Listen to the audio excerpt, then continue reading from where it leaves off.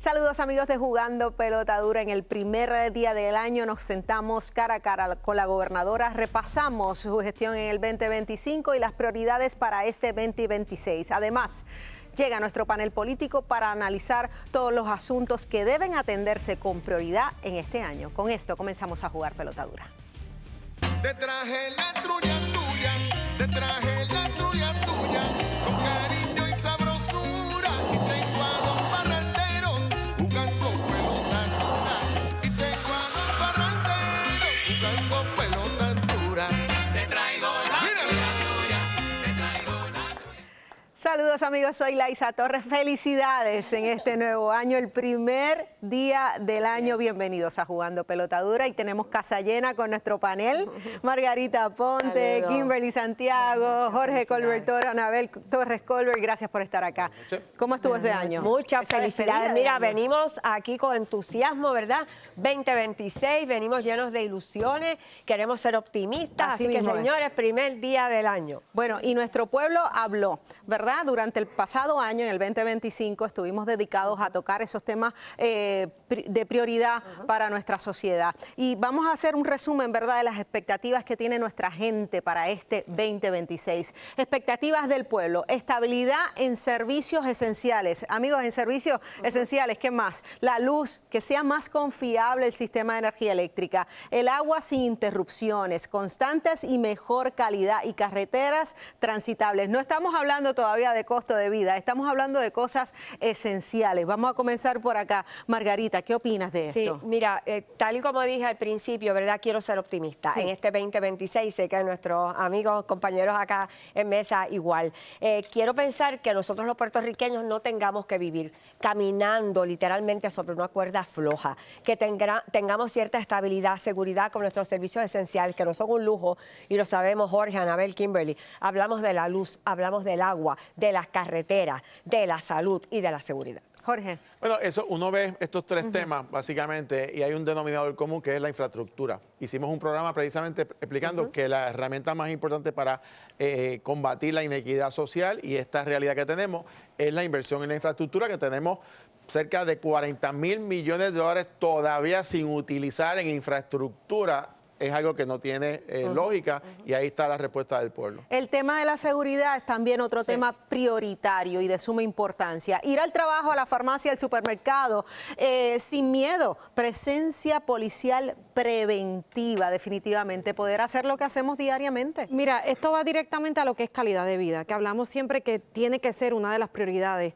para cualquier ciudadano, sobre todo para querer quedarse en Puerto Rico, para no seguir cogiendo ese avión y irse. Y una cosa son las estadísticas del crimen y otra es el sentimiento o la confianza que uno tiene de salir a la calle, poder estar tranquilo, poder salir en familia. Y eso va directamente con esa expectativa. Pero yo entro este año mirándolo con esperanza, así que yo pienso que todos como país podemos aportar nuestro granito de arena para que todas estas cosas puedan ser posibles. Claro. Así que en este primer día del año yo tengo fe de que todas estas cosas que estamos analizando se van a tomar su rumbo y van a arrancar. Esperemos que así sea. El costo de vida, eso sí que cuando Eso nos toca es. el bolsillo ahí, pues la situación tiembla. Y este año dicen que el costo de vida, pues mira, va a aumentar. Alimentos, energía, seguros y renta, que el ingreso rinda más y vivir con menos. Pero ahí está la reforma contributiva, Jorge.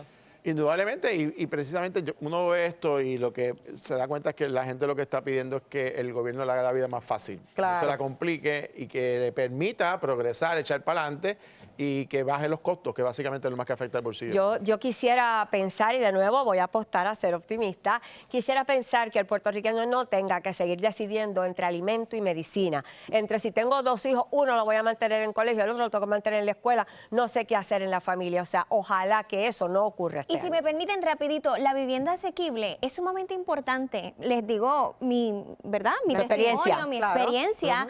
Yo llevo años buscando una residencia en la zona metropolitana y se me ha hecho tan difícil. Siendo joven, yo lo que tengo son 28 años y la realidad es que es muy retante para una pareja joven poder adquirir una vivienda. El costo Es de vida. difícil, El así que costo de vida. eso tiene que ser puntual. Muy bien. Bueno, los accesos a las citas médicas, acceso a la salud para todos, a especialistas que estén disponibles, servicios más cercanos, Anabel. Mira, la realidad es que el tema de la salud, bueno, y lo conocemos de cerca. Así es. No solamente es que tiene que ser una prioridad del país, sino que también tiene que ser un tema de jugando pelota dura. Hace falta velar porque ese sistema mejore, porque la gente tenga los accesos y si no, ver qué tipo de iniciativas, aun cuando tengamos que aportar a ellas desde aquí también, vamos a tener y vamos a hacer para que en este 2026 sea una diferencia en el sistema de salud, en las investigaciones y que hayan también más especialistas para que tengamos citas y podamos tener una medicina preventiva, que al final del día es lo que todos queremos tener. Y lo hemos recalcado aquí durante el pasado año, lo seguiremos recalcando. Si el gobierno habla, se comunica y gestiona mejor, pues todo funciona bien y eso es lo que queremos, independientemente de colores, que el gobierno comunique mejor, menos confusión, más claridad y de decisiones explicadas. Así es, mira, los que tenemos información, Sí. vamos a tomar decisiones correctas. Entonces, si el gobierno nos dice, vamos por aquí con claridad y con sinceridad, creo que eso nos puede ayudar a nosotros. Ahora, quiero ser clara sobre algo y quizás ustedes estén de acuerdo también. Y es no solamente es labor del gobierno, ¿verdad? Es tarea, que un poco Anabel lo mencionó, de todos nosotros, de ponernos de acuerdo en los asuntos del país también para ayudarnos. Jorge.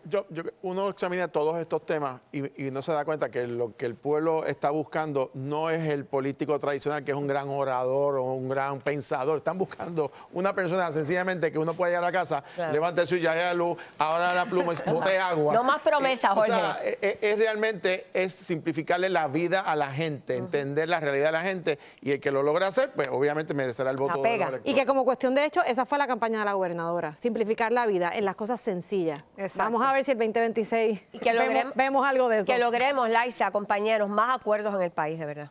Exacto. Es en beneficio de todos. En beneficio de todos, esa es la palabra y esa es la consigna para este misión. nuevo año. Pasamos con Kimberly. Yo tengo fe y esperanza de que así será. Este año promete muchas cosas buenas, así que bueno, lo miramos con optimismo. Y usted únase a la conversación y vote ahora en nuestra encuesta. Claro, ¿cuáles son sus expectativas para el 2026? ¿Cuáles han sido los aciertos y los desaciertos de la gobernadora? Jorge Colbert nos dice y conversamos con la gobernadora precisamente en exclusiva. Mira, esto es cara a cara. ¿Cuáles han sido sus logros durante su primer año de mandato? Le decimos quédese con nosotros, esto es Jugando Pelota Dura. Te traje la trulla tuya, te traje la trulla tuya, con cariño y sabrosura. Iniciamos el 2026 analizando la gestión de la gobernadora Jennifer González Colón en números, porque lo que no te dice, te lo dice Jorge.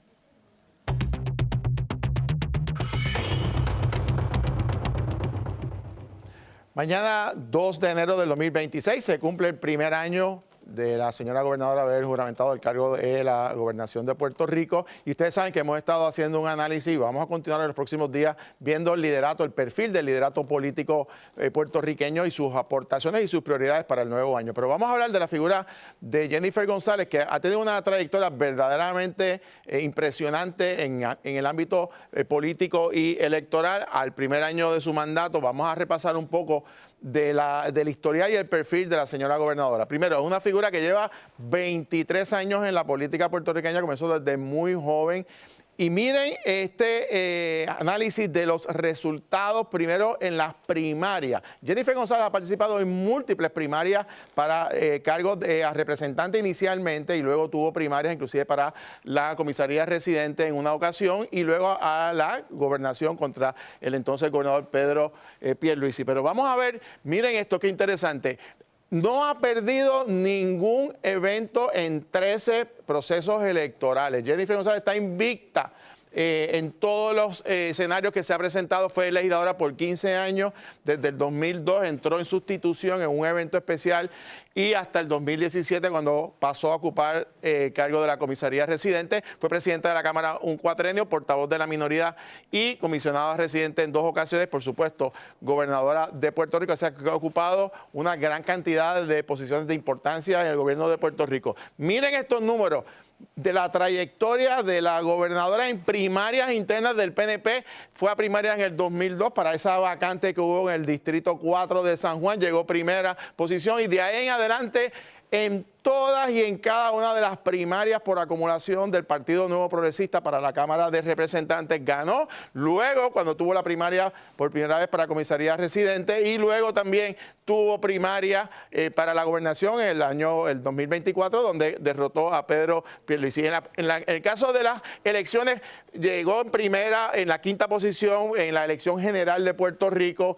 luego en el 2008 en la segunda posición y de ahí en adelante ocupó la primera posición en la última en la Cámara de Representantes y luego obviamente en las elecciones a la comisaría residente y al cargo de la gobernación de Puerto Rico. Así que en términos de su récord ha estado ahí demostrando, ¿verdad?, una estructura política y un respaldo contundente dentro del Partido Nuevo Progresista y también en el electorado puertorriqueño. Vamos a hablar de las posibilidades de qué debe hacer ahora camino al 2028. No hay duda, señores, que este año 2026 es clave, aunque no es un año todavía preelectoral, pero define gran parte de las candidaturas. ¿Por qué? Porque hay que recoger recursos, hay que organizar la estructura política y el propio liderato del PNP ha dicho que va a estar vigilante para ver qué ocurre en los primeros 6 meses del año 2026, es decir, de aquí hasta junio, para ver si los números de las últimas encuestas de la gobernadora demuestran algún tipo de repunte o no, porque eso puede decidir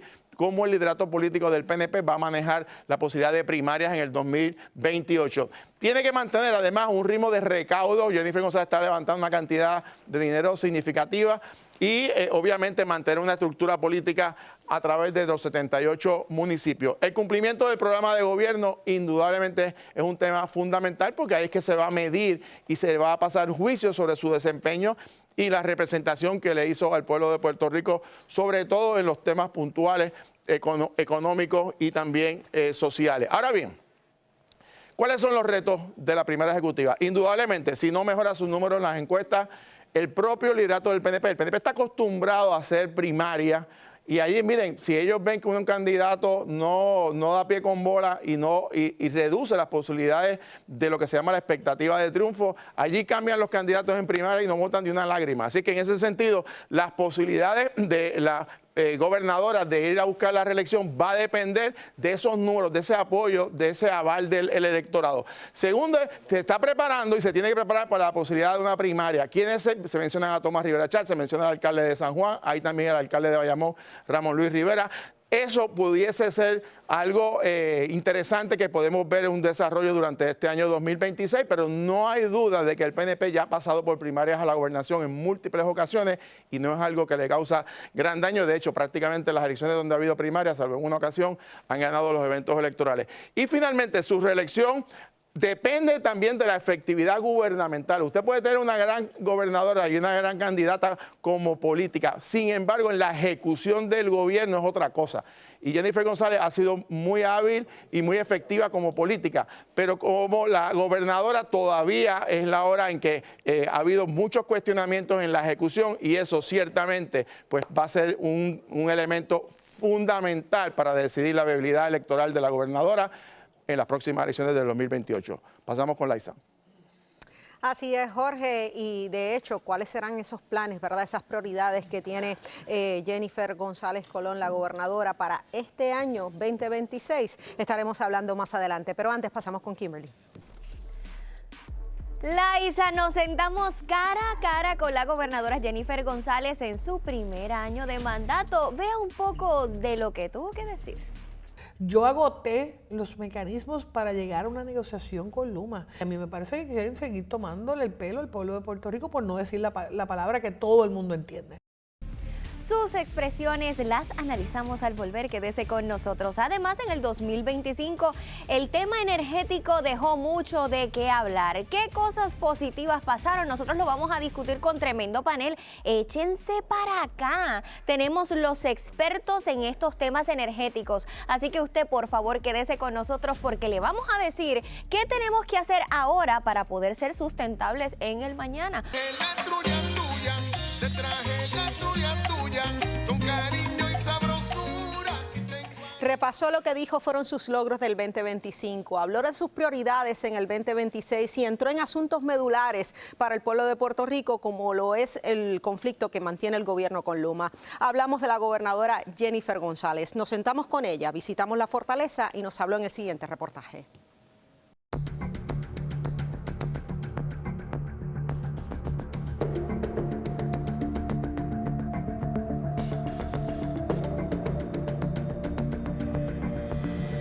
conversamos con la gobernadora Jennifer González, su gestión en el 2025, sus prioridades para el 2026, en una entrevista exclusiva para Jugando Pelota Dura.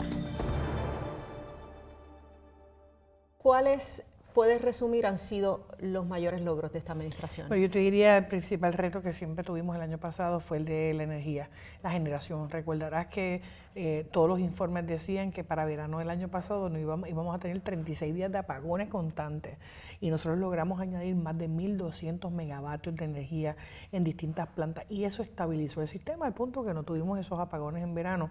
Y la discusión de apagones no fue lo mismo que en el 2022, 2023 o 2024. Así que en ese sentido logramos estabilizar la generación. Hicimos también peticiones para renovar y tener 3.000 megavatios de generación nueva, que eso está en un proceso que está corriendo. Se adjudicaron 800 megavatios de energía temporera, 400 megavatios con baterías Tesla que se están instalando en distintos puntos en Puerto Rico. Así que el tema de generación, la excusa que Luma siempre tenía que te voy a llevar la luz porque no hay generación, o los famosos de relevos de carga, va a ser un tema del pasado en estos 2 años cuando todas estas instalaciones empiecen a operar. El segundo gran logro, yo tengo que decir que es la aprobación de un presupuesto fiscal balanceado certificado por la Junta de Supervisión Fiscal. Eso nunca había ocurrido en el término que la Junta está en Puerto Rico y este es uno de los requisitos para poder salir de la Junta, ¿verdad? Tener 4 estados financieros auditados certificados, certificados balanceados por la Junta y los auditados. El otro tema yo te diría que es los asuntos de manufactura. Nosotros enfocamos nuestro gobierno en crear empleos de mejor paga y a eso conseguimos en estos pasados 12 meses una inversión de 2.200 millones de dólares, 2.2 billones, en la expansión de 17 manufactureras en Puerto Rico con una creación de 4.000 nuevos empleos bien pagos. Estamos hablando de la Lilly, estamos hablando de Amgen, Terumo, estamos hablando de Millicent, nuevas compañías que se están estableciendo en Puerto Rico y otras con expansión. Te tengo que decir, la baja en todo tipo, ¿verdad? En asesinatos, en asuntos de criminalidad en comparación con el año anterior. Así que logramos reducir esas estadísticas de crimen. Aumentamos 30 escuelas bilingües en Puerto Rico, que fue un compromiso programático del gobierno con el pueblo de Puerto Rico. 30 escuelas bilingües, 70 nuevas escuelas especializadas en ciencias y matemáticas en nuestro sistema de educación pública.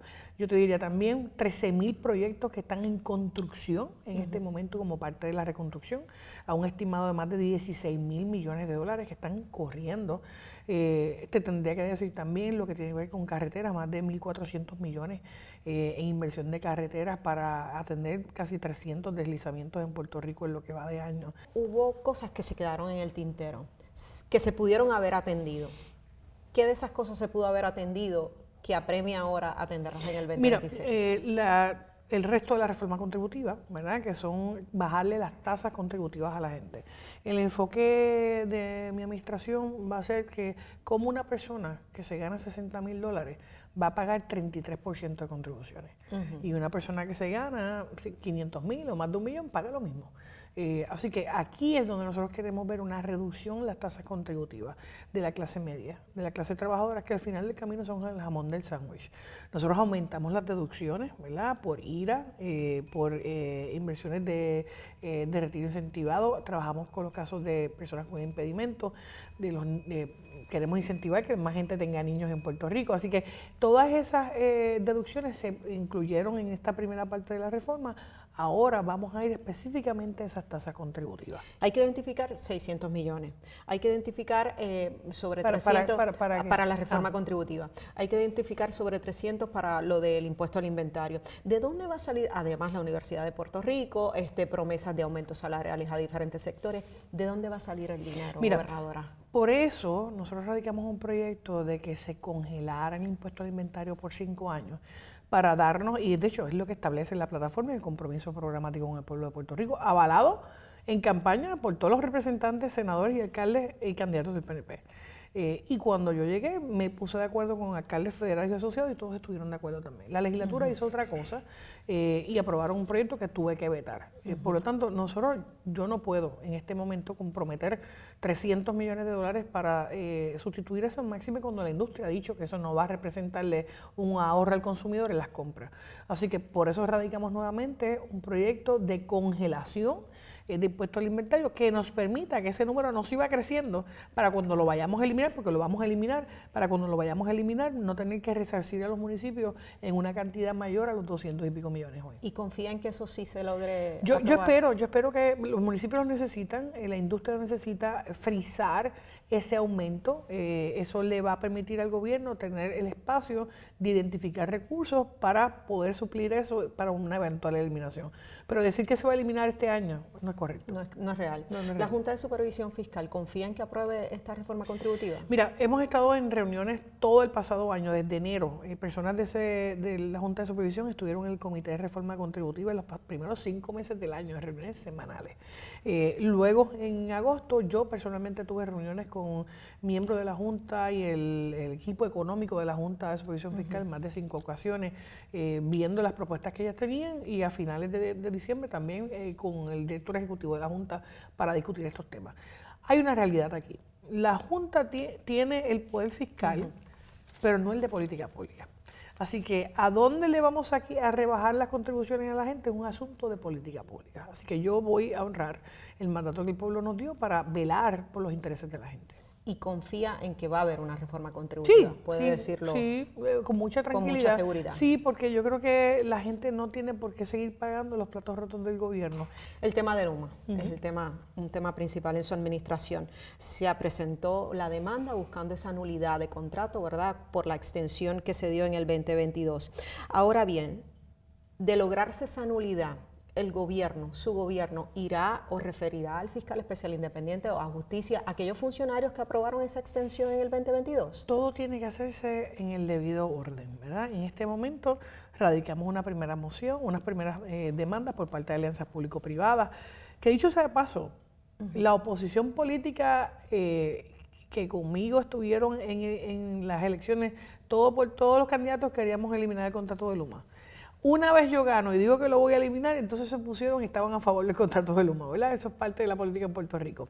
Pero la realidad es que radicamos un primer pleito con las alianzas público-privadas que Luma trató de llevárselo a nivel federal para que no se atendiera en Puerto Rico. Ahí nosotros radicamos una demanda, yo como gobernadora defendiendo los intereses del pueblo de Puerto Rico, y ellos volvieron a radicar una moción para que se fuera a nivel federal. Y nosotros volvimos a accionar porque estamos planificados para eso con nuestros abogados, tanto en el foro estatal como en el foro federal. Este litigio, la nulidad, nos va a permitir el poder entrar en las negociaciones contractuales anteriores. Y por eso le estamos pidiendo al tribunal que en ese año, ¿verdad?, porque estamos cancelando el contrato, nos diga cómo lo vamos a hacer, bajo qué términos, bajo qué condiciones. Tenemos operadores disponibles y dispuestos para entrar en el sistema y yo creo que esto le va a representar ahorros al pueblo de Puerto Rico. ¿Pero contemplaría en algún momento, cuando se resuelva, referir a Yo creo que justicia han quedado, hayan responsables de esa extensión contractual? yo creo que han quedado en evidencia procesos que no se siguieron con el debido proceso de ley ni siguiendo el margen reglamentario, y por eso estamos donde estamos. Este asunto, ¿verdad?, esta inestabilidad en el sistema eléctrico con Luma, pudiese terminar bajo un síndico federal. ¿El gobierno está preparado para tener un síndico federal velando por nuestro sistema energético? Esa es una de las posibilidades. Claro, el tribunal, y por eso estamos acudiendo al tribunal, el contrato original establece que en la cancelación de un contrato hay 1 año para hacer esa transición. Y nosotros le estamos diciendo al tribunal, guíanos en ese proceso para esa transición y salir. Obviamente hay muchas avenidas que se pueden explorar aquí, tanto a nivel federal como a nivel local. Estamos en el medio de una demanda, así que cualquier expresión que yo haga en alguna de estas direcciones puede ser utilizado en contra del pueblo de Puerto Rico. Así que nosotros vamos a mantener todas nuestras cartas y todas nuestras estrategias, porque esto ha sido una cosa planificada. Cuando al principio la gente decía, pero cancélalo en febrero, cancélalo en marzo, cancélalo en abril, No, aquí hubo que levantar data, aquí hubo que evidenciar, hubo que hacer búsqueda. Yo agoté los mecanismos para llegar a una negociación con Luma. Me reuní con sus ejecutivos locales, con sus ejecutivos a nivel nacional, que daban un acuerdo conmigo y me decían en los próximos 3 meses no pasaba nada, en los próximos 6 no pasaba nada, danos 11 meses más. Y a mí me parece que quieren seguir tomándole el pelo al pueblo de Puerto Rico por no decir la palabra que todo el mundo entiende. Así que yo creo que hay que ponerle un detente a esto. Ese contrato establecía, estamos pagando 139 millones de dólares al año sin ningún tipo de métrica para que ellos estén funcionando. O sea, que te llevan la luz en tu casa y tú tienes que pagar. Este contrato salió un contrato limón. Y de la misma manera que la gente puede reclamar cuando tiene un carro limón, el pueblo de Puerto Rico tiene un gobierno que va a defenderlo de un contrato limón, un contrato malo, que no le ha resuelto el problema del pueblo de Puerto Rico y peor aún, que mantiene de rehén a la gente, porque aquí se lleva la luz cuando les da la gana, ¿verdad? ¿Y quién le responde al pueblo de Puerto Rico cuando cada mes van y acuden al negociado de energía pidiendo aumentos en tarifa, aumentos en tarifa? Otra de las cosas que hicimos para bajar el costo energético fue negociar un término mayor, ¿verdad?, de 7 años en términos de gas, que le va a reproducir ahorros directos. Ahora cuando la primera compra de combustible entre en este mes de enero, nosotros vamos a estar reclamándole al negociado que esos 54 millones de dólares en ahorro se le traduzcan directamente a la factura. Bueno, la primera parte de la entrevista con la gobernadora habló de Luma, un poco de reforma contributiva, los planes para este 26 prioridades. Reacción inicial. Bueno, primero que nada, feliz 2026. Déjame presentar al panel con propiedad. Es que ya pues son caras conocidas. Feliz 2026 a los tres y gracias por estar acá. Carmelo Ríos, María de Lourdes Santiago, Luis Javier, gracias por estar acá, senadores. Sí. Y obviamente un día como hoy, bendición a don Carmelo y doña Lidia. Claro que sí. La primera del año. La primera del año. Cuéntenme. Mira, yo creo que el análisis que hace la gobernadora es el correcto, de dónde estábamos, hacia dónde vamos. Sí. Tiene que girar contra lo que fue su motivo de campaña posterior a la primaria, que se convirtió entonces en el programa de gobierno del PNP, que fue el que la gente avaló con su voto. Y era el asunto de la crisis energética, que hubo un debate en el 2025, si estábamos o no estábamos. Ella gira contra hechos que tú puedes constatar de que tenemos mayor generación, de que ciertamente está la contienda contra Luma, no para que se quede, no para negociar, es para sacarlo. En el asunto de los nichos que tienen que llenar los gobernadores al momento de pasar para renovar ese contrato de la democracia es, ¿qué hay para mí? Yo siempre he dicho que el elector o el ciudadano tiene 3 puntos cardinales, tiene cabeza, corazón y bolsillo. Lo piensa, lo padece, pero al final pregunta qué hay para mí. Y la gobernadora pues ha planteado sus logros en diferentes renglones, no tan solamente en energético, sino desarrollo, en los proyectos que están corriendo, que fue un issue de campaña también, sí. De los 16 billones de dólares que corriendo. Y yo creo que hizo una muy buena entrevista que ahora tiene que tener unas repercusiones adicionales en el 2026 para ponerle en la posición de decir, ok, ya entiendo.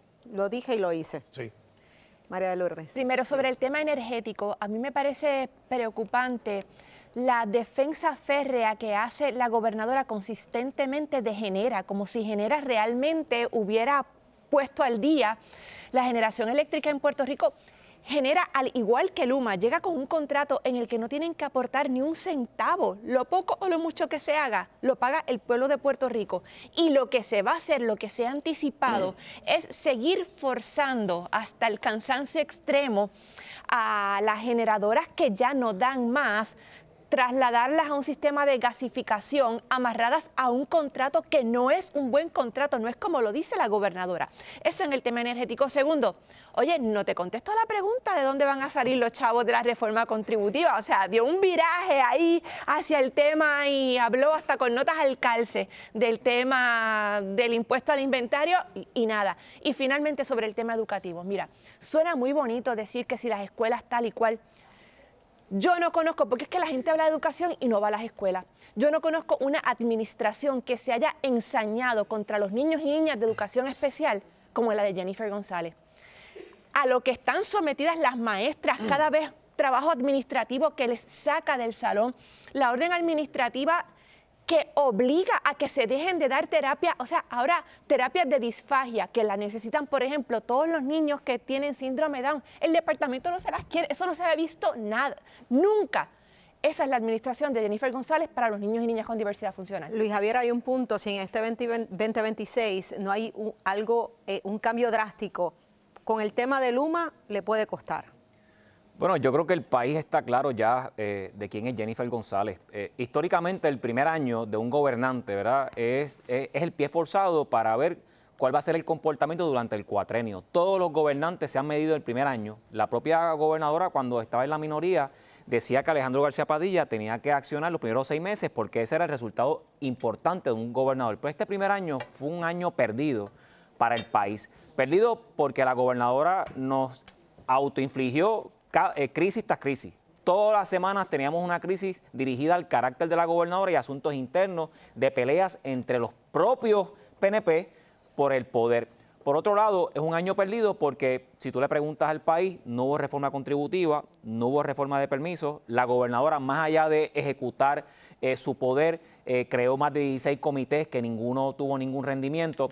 Pero lo que me parece absurdo es que la gobernadora de Puerto Rico tiene un gran problema, Laisa, y es de credibilidad. Sí. ¿Cómo va a decir que el logro más importante es el logro energético? Por favor, el año que pasó se creó una crisis energética sin precedentes. Primero, no utilizaron bien los fondos federales. Segundo, dijeron que iban a crear un SAL de energía para poder fiscalizar y demandar a Luma por incumplimiento y no lo hicieron. Tercero, aumentaron la factura al 20%. La gobernadora que dijo que jamás iba a aumentar la factura, la aumentó la factura al puertorriqueño o la puertorriqueña como nunca antes. Dijo que iba a renegociar Genera y fue falso. Lo que dice María Lourdes es cierto con relación a Genera. Ella dijo que iba a renegociar el contrato, que nos iba a ahorrar 600 millones y todo fue una falsa. Por último, dijo que bajo ninguna circunstancia iba a entregarle otro monopolio a New Fortress. Y al final, ¿qué hizo?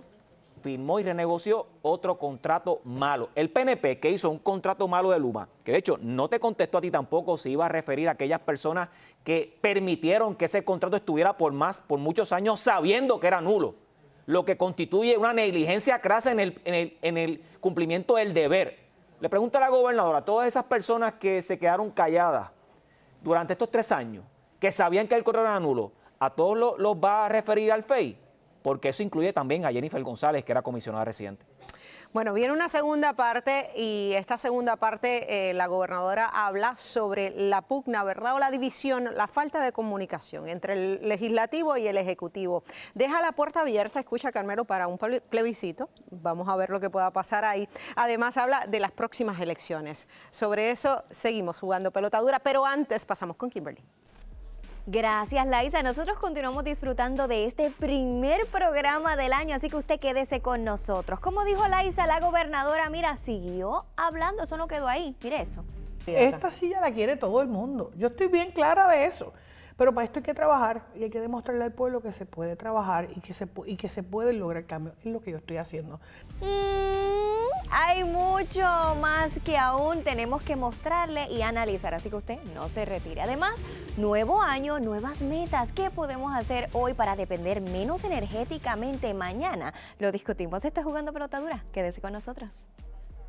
Te traje la trulla tuya, te traje la trulla tuya, con cariño y sabrosura, y te tuya, te traje la trulla tuya, con cariño y sabrosura. Bueno, la idea es que para este 2026 la comunicación entre el legislativo y el ejecutivo mejore, porque si mejora, pues fluyen los trabajos, ¿verdad? Se supone que sea así. ¿Cómo lo veo, Jorge? Exactamente. Vamos a ver ahora qué plantea, sobre todo el plebiscito, si viene o no viene un plebiscito. Exacto, si es una estrategia, cómo lo va a hacer. Y la división dentro del PNP en torno a una posible candidatura para el 2028. No, y que ya con el comienzo de año empieza el reloj a correr. Ese ultimátum interno, a ver si los números mejoran o en verano.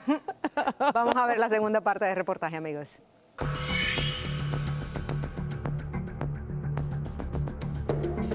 Repasando nuevamente el 2025, el país percibió división, percibió separación entre el Ejecutivo, entre el Legislativo. De hecho, a nivel de medios de comunicación no vimos esas reuniones famosas, ¿verdad?, de gobernador, gobernadora con sus presidentes legislativos. ¿Eso va a cambiar en el 2026? Mira, nosotros sí tuvimos nuestras reuniones. Lo que pasa es que muchas de esas reuniones no hicimos un show mediático, ¿verdad? Pero claro que tuve reuniones con los presidentes legislativos con frecuencia. Siempre van a haber choques entre el Ejecutivo y el Legislativo. Yo fui presidenta de la Cámara de Representantes, así que yo vengo de 14 años en el foro legislativo. Van a haber diferencias, pero hay una política pública que tiene que seguirse, que fue la que el pueblo avaló. Y eso está contenido en las plataformas de gobierno. Claro, la gente sabe, yo cuando digo algo lo voy a hacer y estas son las promesas que yo he estado cumpliendo. Los proyectos que yo he estado radicando son parte de esos compromisos programáticos, se han aprobado gran parte de esos en la primera sesión y en esta sesión que va corriendo. Así que si tú vienes a ver la controversia pública que se dio por nombramiento, yo creo que se tragó lo que en efecto se ha hecho bien en términos legislativos. Hay un tema en particular y es el tema de las escoltas, hablando de ese consenso que también provocó roce. Hubo un consenso legislativo, también hasta hubo quizás un consenso general en que se debió haber aprobado esa medida que eliminaba las escoltas a los exgobernadores. ¿Por qué la vetó? Yo sé que lo he explicado en varias ocasiones. Pero lo voy a explicar. Yo creo que el consenso es que cuando un gobernador se le encuentra, o cualquier funcionario público, se le encuentra culpable de un delito menos grave o un delito grave, debe perder ese privilegio. Y yo creo que todo el pueblo de Puerto Rico está de acuerdo con eso. Yo estoy de acuerdo con eso. Ahora, hacerlo conlleva hacerlo bien, porque una medida como la que se aprobó es para las gradas, porque hay un pleito en el caso de Carlos Romero Barceló y Rafael Hernández Colón, que le argumentaron al tribunal que ellos tenían un derecho adquirido y el Tribunal Supremo de Puerto Rico les dijo, es verdad, no te las pueden quitar. Porque esto no es un asunto nuevo, ¿verdad? Este tema de la discusión de escolta ha sido un tema que se ha discutido por muchos años. Y cualquier aprobación tiene que ser de manera prospectiva. Ahora, la del delito, yo entiendo que tiene un peso tan grande en el interés público que puede hacerse de manera inmediata. El Departamento de Justicia había hecho unas recomendaciones al proyecto de ley para que se atendieran y obviamente poder llevar una medida sólida. No se atendieron en ese proceso legislativo. Por eso yo como gobernadora radiqué una medida para que se le eliminen las escoltas a todos los candidatos a la gobernación, a todos los candidatos a comisionados residentes en el proceso electoral, que aunque usted no lo crea, es mucha cantidad y por varios tiempos. Segundo, a cualquier funcionario que tenga derecho a escolta, que se le encuentre culpable de un delito grave o menos grave, la va a perder, ¿verdad? Y nosotros no descartamos que se le incluya, ¿verdad?, como parte de esa discusión, la eliminación de las escoltas de manera prospectiva, como es. Pero reconoce que obviamente su decisión de vetar el proyecto cayó con un balde de agua fría en muchos de sus correligionarios. Yo creo que lo que pasa es que una cosa es lo que se quiere hacer y otra cosa es cómo lo ejecutan, ¿verdad? Y yo como gobernadora tengo una responsabilidad de hacer las cosas bien y evaluar las medidas. Y si hubo unas recomendaciones, ¿verdad?, legales que debían estar incluidas ahí y la medida no era clara, las tengo que hacer, por eso radiqué el proyecto. Así que si de verdad hay esa intención de eliminar ese derecho, el proyecto está radicado para que lo atiendan en esta sesión que comienza ahora en enero. Han habido 3 papeletas plebiscitarias. En su administración, ¿surgirá o se discutirá o se escribirá un proyecto para atender este asunto? Oye, pero tú estás empezando el año con el dedo en la llaga. Hay que preguntarlo. Bueno, pues muy bien. Nosotros no descartamos eso. Es parte de las discusiones que hemos tenido en la capital federal, parte de las discusiones que estamos teniendo en términos de estrategia. Ahora, en el mes de marzo, nosotros volvemos a la capital federal, ¿verdad?, para exigir esa igualdad como parte de una disposición de ley que vamos a estar yendo en el Día de la Igualdad, el Día de la Ciudadanía Americana, ¿verdad? El gobierno de Puerto Rico se moviliza sobre esto. Así que no lo puedo descartar. La pregunta es cuándo va a ser. ¿Cuándo va a ser? Pero va. No lo voy a descartar en este momento. Se dice que dentro del partido, se dice no, hasta lo han verbalizado, se discute su viabilidad como candidata para el 2028. Jennifer, la viabilidad mía me la discutieron en una primaria, cuando me decían que una mujer embarazada no podía correr a la gobernación, cuando dijeron que nadie nunca había retado a un gobernador incumbente. Así que yo estoy bien consciente. ¿Con quién yo conté en esa primaria? Yo conté con 3 representantes y con 6 alcaldes. Y el pueblo fue el que me dio el poder para yo ganarle una primaria a un gobernador incumbente y posteriormente convertirme en gobernador en noviembre, cargando y empujando a tener 2/3 partes en la Cámara y 2/3 partes en el Senado, porque hice una campaña de voto íntegro pidiéndole al electorado que me diera las herramientas para poder ejecutar ese plan. Claro, ¿quiénes son los que están en esas posiciones? Los mismos que estuvieron en contra mía antes. Así que yo esas cosas las escucho. Yo no he perdido una sola elección. Nunca. Y si Dios y la Virgen así lo permiten, voy a estar haciendo el trabajo que el pueblo de Puerto Rico quiere. Y en el 2028 va a ser la candidata. Esta silla la quiere todo el mundo. Yo estoy bien clara de eso. Pero para esto hay que trabajar y hay que demostrarle al pueblo que se puede trabajar y que se puede lograr cambio. Es lo que yo estoy haciendo. Yo soy la única candidata a la gobernación que me han querido medir en los primeros 3 meses de gobierno. ¿Y por qué? ¿Y por qué? Pues, yo creo que hay muchas razones para eso. La primera yo te diría que tú tienes una oposición política que está mordida todavía, de que esperaban y tuvieron la impresión de que iban a ganar una elección y se quedaron con la carabina al hombro, ¿verdad? Entonces piensan, ¿verdad? Pues tenemos que minar la credibilidad de la gobernadora. Yo tuve una manifestación al primer día de juramentar. Así que técnicamente a mí me fiscalizan todos los días, se oponen todos los días. A mí me pidieron la renuncia el primer día de mi juramentación, ¿verdad? Y eso denota una estrategia política de desestabilización por parte de algunos sectores. A mí eso no me mella. Yo estoy enfocada en lo que tengo que hacer y yo siempre he demostrado resultados. Lo hice en Washington con la mayor cantidad de fondos federales aprobados en la historia y lo voy a hacer como gobernadora, cumpliendo con lo que prometí, la cancelación de Luma, resolviendo el problema de situación energética en Puerto Rico, bajándole las contribuciones a la gente. Así que faltan 3 años, ¿verdad? Y yo le voy a demostrar al pueblo de Puerto Rico que lo que yo digo, yo lo hago, como lo he hecho en toda mi carrera, como legisladora, como comisionada residente. Que peleen lo que quieran, que digan lo que quieran, que las reten que me reten en primaria. Yo estoy ready para lo que venga. Estoy organizada, tengo un comité político, mis recaudos sobrepasan los de cualquier candidato y eso te habla que tengo una estructura, ¿verdad? Y que hay gente que respalda mi candidatura. Y yo creo que para más importante que pensar en mí, yo tengo que funcionar para el pueblo. El pueblo fue el que me dio a mí este poder. Y el pueblo fue el que decidió que yo rompiera la historia literalmente ganándole a un gobernador incumbente. Los puestos no son de los políticos, los puestos son de la gente.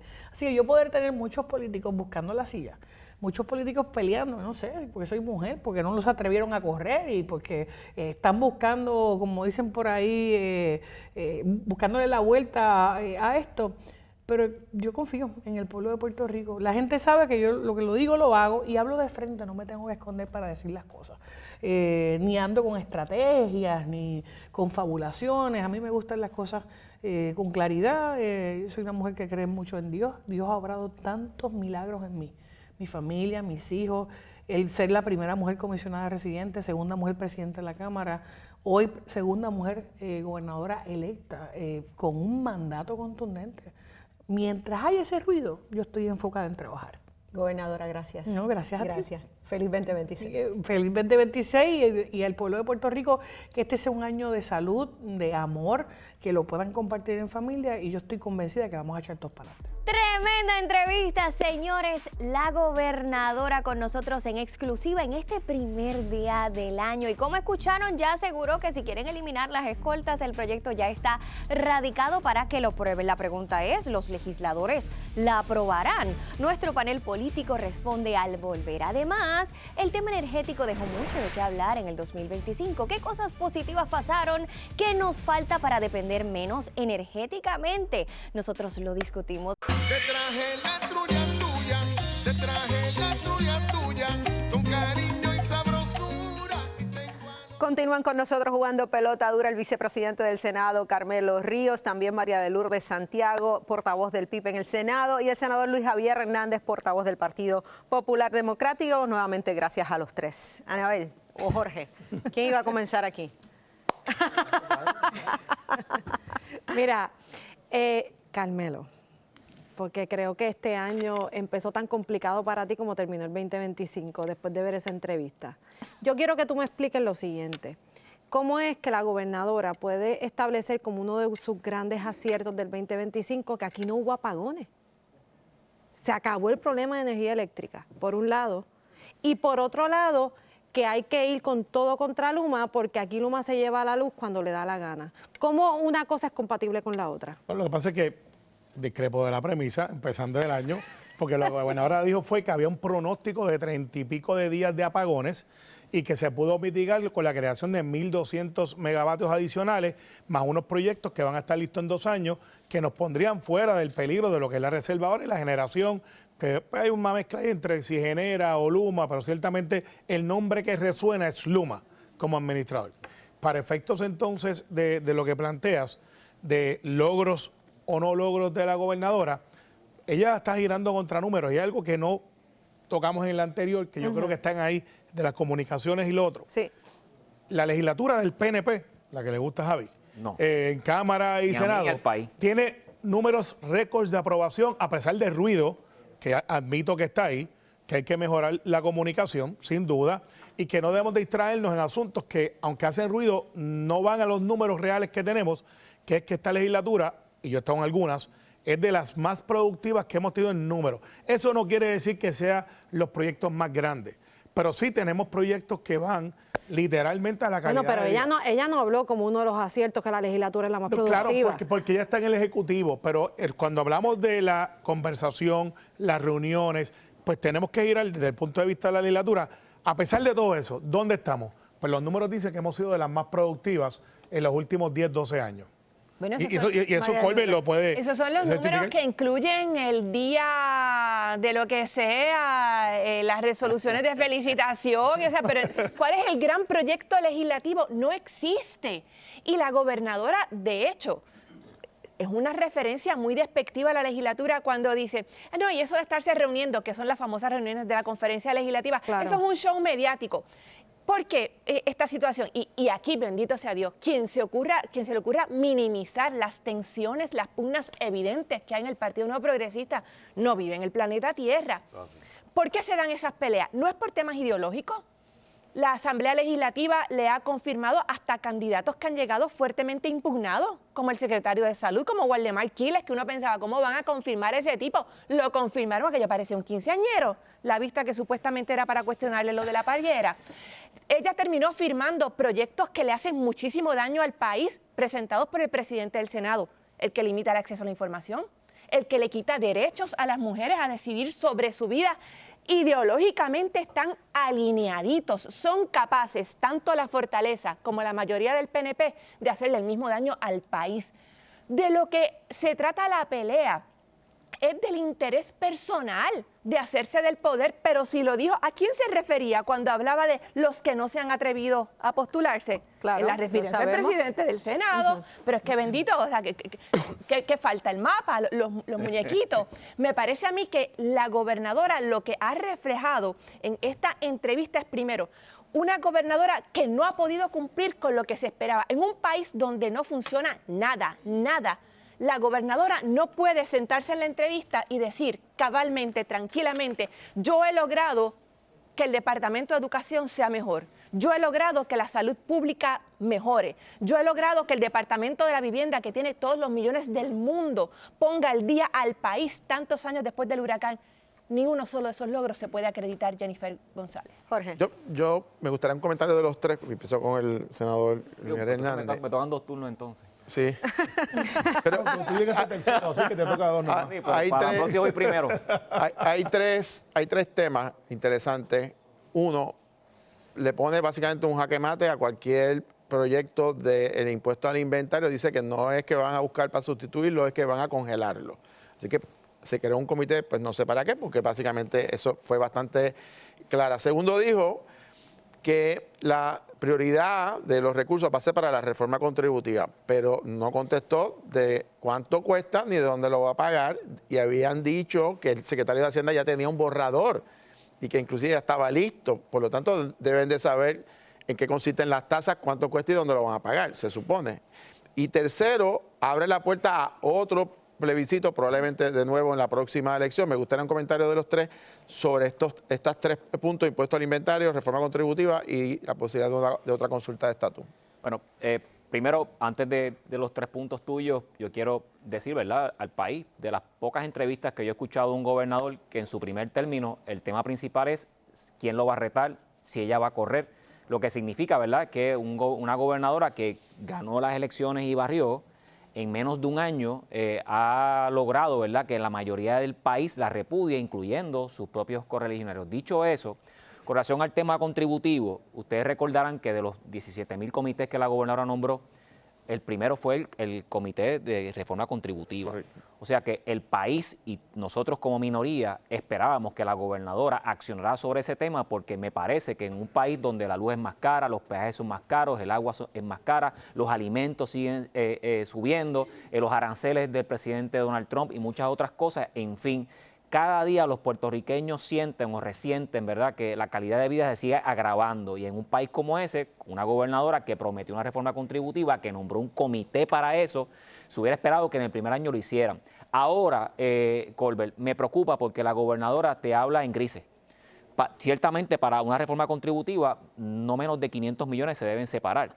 Para el impuesto al inventario estamos hablando de 300 millones. O sea, si tú lo sumas, son 800 millones que deben conseguir. ¿Cuál es mi petición a la gobernadora? Que le diga al país la verdad. Primero, que comience a decir si ha hablado con la Junta de Control Fiscal.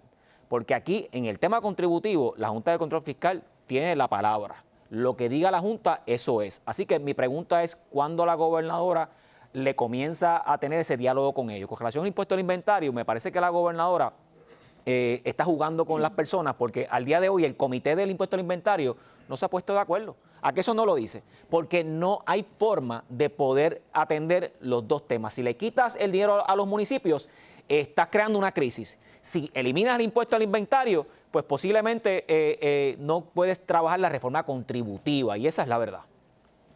Bueno, si yo tuviera que escoger entre los dos temas de impuesto al inventario y reforma, no es menos cierto que sí, en la plataforma del Partido No Progresista se plantea la congelación por 5 años. Pero tampoco es menos cierto de que si lo podemos hacer antes, pues eso significaría por lo menos este cuento de camino de que no tenemos las cosas aquí, que tenemos que mandarlas a buscar, aunque yo tengo mi teoría como economista, que eso no necesariamente implica que va a bajar los precios, pero sí ahorraría un poco al comerciante para poder hacer negocio y ser competitivo. 2. ¿Cuánto va a costar la reforma contributiva? Pues tenemos que estar hablando entre 500 y 600 millones. ¿Cómo se va a llegar a ese número? Pues hay varias maneras. Una de ellas es distribuir la carga, subirle a los que ganan más, que esa es la fácil, pero las modulaciones que se dan para incentivar la economía, ya sea tocando los impuestos de la foránea, que es algo que se ha trabajado de subir de 4 o 5, o la propuesta de Carlos Romero Barceló en aquel momento, que era subir hasta un 10, pudiera entonces chocar con la figura de Donald Trump, que dice reshoring, vénganse para acá. Pero de las 3 propuestas que hemos hablado, 2 son aumentos de contribuciones. Aunque no, por eso, esas serían las modulaciones, pero eso es lo que va a pasar. Así que lo que estamos hablando es de cambio de tasas contributivas para distribuir la carga más equitativamente y que los que están pillados, que somos los asalariados, no estén cargando con esa carga que es la pesada de que yo pago lo mismo que paga alguien que se gana $600,000. Así que sí, los que ganan más van a tener un mayor carga, porque es como debe funcionar. Y yo creo que es como una derrama de un edificio. Si tenemos que pintar el edificio, ¿cómo lo pintamos? Pues todo el mundo tiene que aportar algo. ¿Ustedes no han visto el proyecto de Hacienda? El borrador que ha mencionado. Al momento que estamos haciendo este programa, estaba hablando de modulaciones. No, pero sí yo sé que va a haber un cambio de tasas, donde los que pagan 33 estarían pagando 20 y pico, pero no te puedo decir el número exacto, si es a los 80,000, a los 60 o a los 90,000. Pero yo pensaría que si realmente este es el proyecto estrella, oye, no te digo que sepa dónde van a aparecer los 500, que es una cantidad respetable, pero que debería haber un estimado sensato de, mira, un plan. Con tales rebajas lo podemos cubrir con 200, 300 millones recurrentes. Recordemos que lo importante, además de la reforma contributiva, es que se pueda contar con ella como un mecanismo permanente para aliviar las responsabilidades que tiene buena parte del país. Sobre el tema del estatus, mira. Otro más. Siendo comisionada residente, Jennifer González, un día sí y el otro también, decía que la crisis venía, que la estadidad estaba a la vuelta de la esquina, que ella la iba a lograr. No pudo avanzar, pero ni un centímetro. O sea, lo más importante que ha ocurrido en Washington con la estadidad es el papelón de los cabilderos pagados por el pueblo de Puerto Rico, que eran las cartulinas más caras que se han pagado. Una pregunta sobre ese tema del plebiscito, rápido. ¿Está en la plataforma de gobierno del PNP hacer un plebiscito en estos 4 años? Primera pregunta. Segunda pregunta, ¿dependerá de si ella es la candidata o no para el propósito que usualmente lo usan, que es para que el día de las elecciones sacar a los estadistas a votar? Y tercera para todos, que si presentara un proyecto de estatus, si contaría con el aval de las demás delegaciones. Para terminar con lo que estaba planteando. El año pasado lo terminó la gobernadora, con quien era su aliado, Darren Soto, hablando de una consulta en la que la colonia puede ser opción, algo que había sido anatema para el Partido Nuevo Progresista. Así que no ha habido ningún avance. A mí me parece que plantear, si conocemos que un instrumento ha fracasado una vez, 2 veces, 3 veces, 4 veces, realmente es sensato, hay buena fe en la propuesta de repetir aquello que sabemos que no va a llegar a ninguna parte. Yo creo que el Partido Nuevo Progresista se ha comprometido con la perpetuidad de la colonia y utilizan el mecanismo plebiscitario para atraer electores, sabiendo que antes Trump acoge a Groenlandia, que parece que le gusta mucho Groenlandia, antes que a Puerto Rico. Bueno, con relación al tema del estatus, tal parece que el PNP ya está vislumbrando que va a perder las elecciones porque siempre agarra ese tema de los plebiscitos precisamente el día de la elección para llevar a los estadistas a votar equivocadamente por un gobierno, por un mal gobierno del PNP. Con el tema contributivo, me preocupa mucho que el PNP ya está viendo el aumentar las contribuciones en lugar de bajar el gasto del gobierno. Oye, ¿cuánto tú has escuchado, Colbert, que el gobierno esté hablando de reducir sus agencias, de reducir la nómina, reducir el gasto? Por lo contrario, todos los años sigue aumentando el presupuesto del país, pero entonces, al final del camino, menos servicio. Y por otro lado, el secretario de Hacienda siempre, todos los años, dice que recauda más de lo que proyectan. Pero entonces, ¿por qué tenemos que hablar de aumentar las contribuciones a la gente para cumplir con una reforma contributiva cuando debe ser todo lo contrario? Reestructurar el gobierno es el camino. No te puedes desviar de que no es aumentar contribuciones, que usted que me está viendo, que está pagando ahora, pagaría menos. Eso es lo que se está hablando. Ahora, referente al estatus. ¿Está en la plataforma de gobierno? Sí, siempre ha estado. De hecho, somos el único partido ideológico, pero me da mucha curiosidad. Pero para este cuatrenio. Sí, para todos los que hagan falta, sí. Pero está. Sí. Bueno, para efectos como decir que se va a radicar un proyecto, lo que dice es que vamos a utilizar las medidas necesarias para adelantar el asunto del estatus.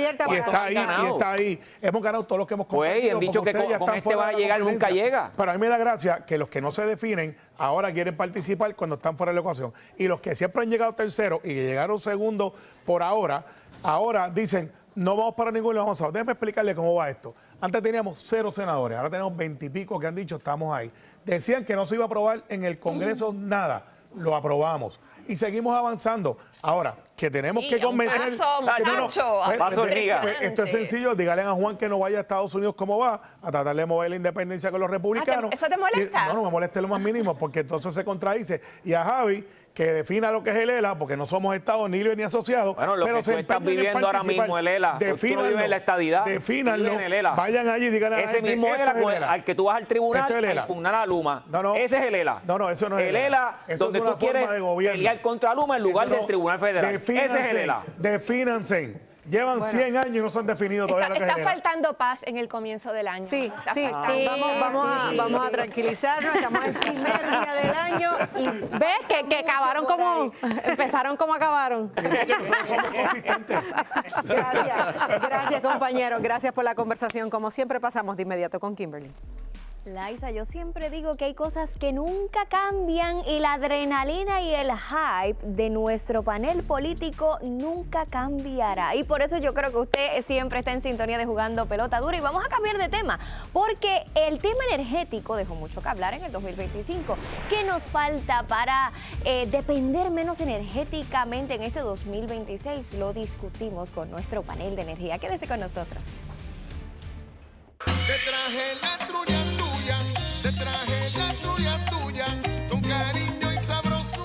La trulla tuya, te traje la trulla tuya, con cariño y sabrosura. Bueno, amigos, la inestabilidad en el sistema energético ha hecho que cada vez sean más y más las familias que deciden moverse a energía alterna, ¿verdad? Lo que representaría las placas solares. Con nosotros el siguiente panel interesante por demás para ver ¿cuáles son los retos de este 26 en este tipo de industria? Javier Rúa, director de Política Pública de la Asociación de Energía Solar y Almacenamiento de Puerto Rico. También Edwin Contreras, portavoz de Power Solar. Y David Serrano, gerente de ventas de Home Power. Gracias a los tres por estar acá. Felicidades. Bueno, el 2025 fue fuerte para la industria, ¿verdad? En el sentido de atender a cada vez más y más clientes que han decidido dejar o desligarse del sistema eléctrico, en este caso de Luma. ¿Cuáles son los retos en este nuevo año? Pues mira, dices desligarse, pero realmente la gente no se desliga. La gente se mantiene conectada y hemos instalado sobre 1.3 gigawatts, 1.300 megawatts de generación nueva solar, contribuyendo a evitarle apagones a toda la sociedad por el día.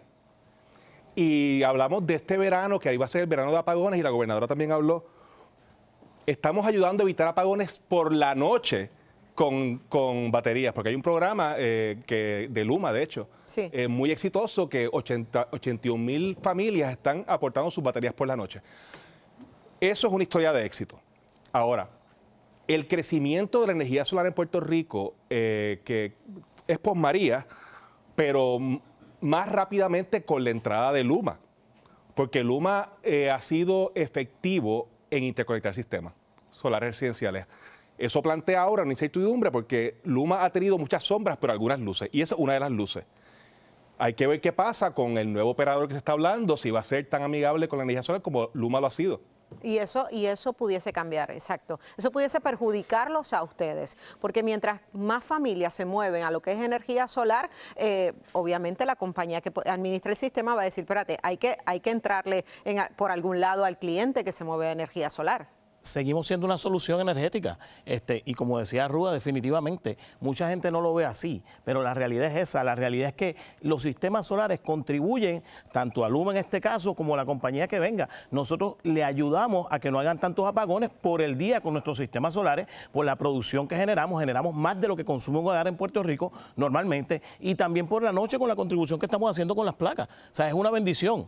Desde la área de ustedes, ¿cómo vivieron la transición cuando entró Luma, que ya era post-María, pero cómo se trabajó esa transición y cómo les afectó, si de alguna manera? Mira, en Puerto Rico, post-María, que hubo el consenso de que teníamos que movernos hacia otra dirección, se hizo la Ley 17 de 2019.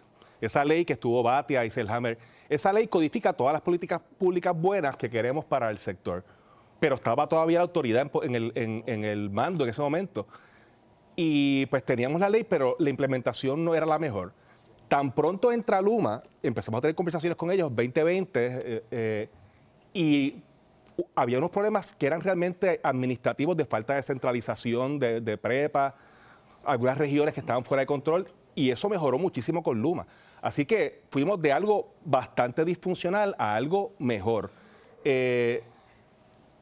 La cosa ha ido ya estabilizando y quizás empeorando, porque Luma está bajo tanta presión política y financiera que ya las conversaciones con Luma son menos productivas que antes.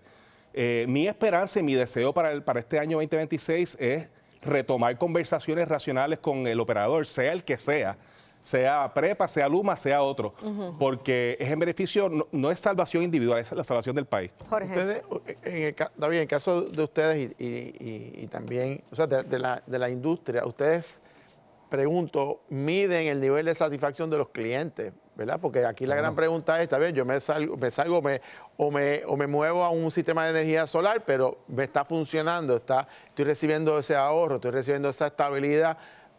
En términos de esa efectividad, ¿qué dicen los números? ¿Qué dicen los clientes? Definitivamente, cuando un cliente transiciona y da ese paso a solar, oye, se puede medir esa tranquilidad que tienen, que es una realidad.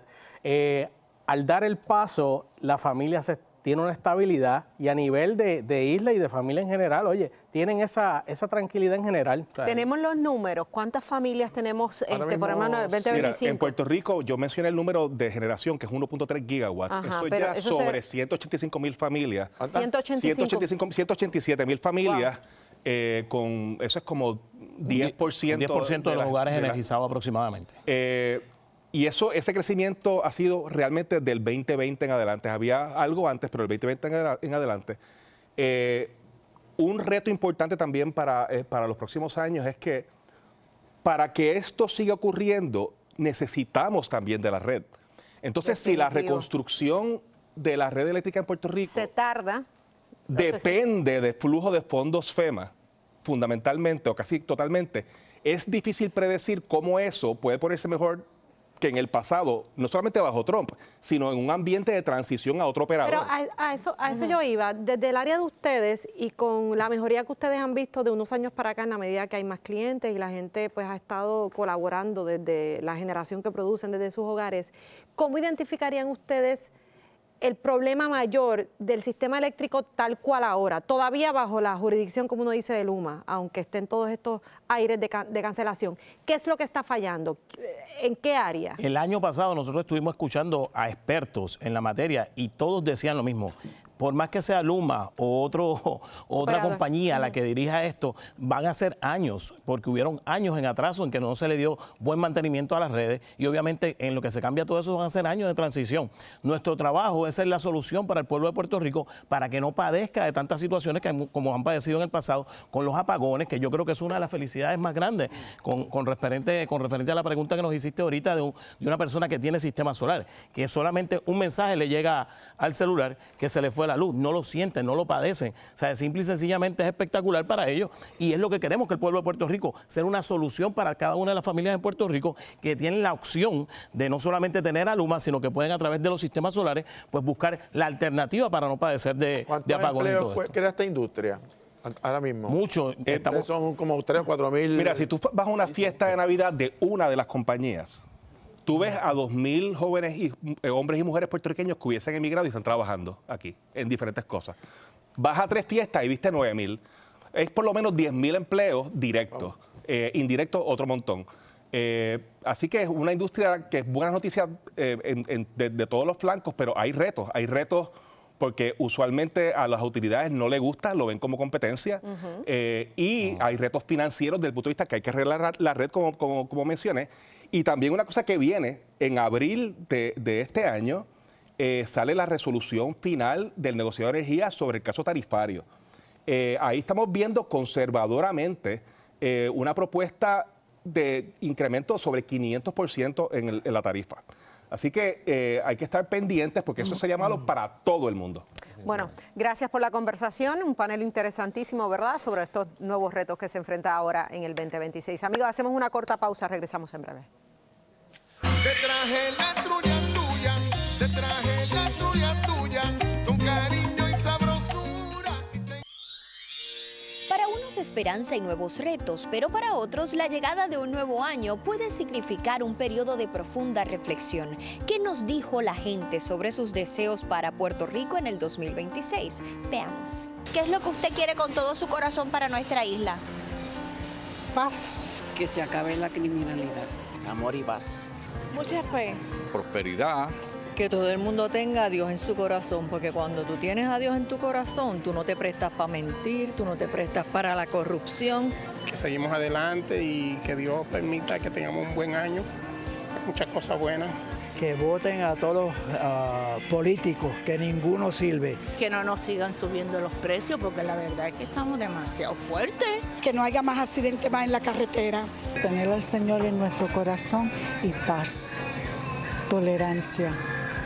Amén. Amén.